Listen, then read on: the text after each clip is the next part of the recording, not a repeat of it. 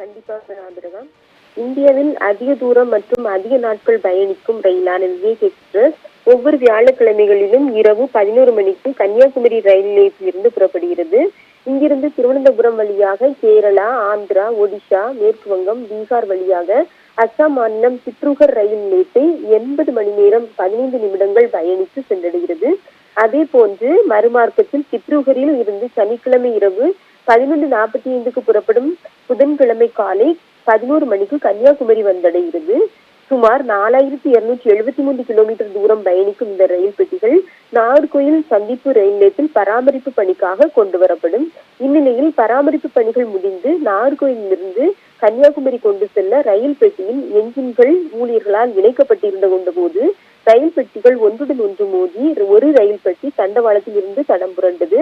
இதனால் மீண்டும் தண்டவாளத்தில் ரயில் பெட்டியை நிலைநிறுத்தும் பணியில் ரயில்வே ஊழியர்கள் ஈடுபட்டு வருகின்றனர்.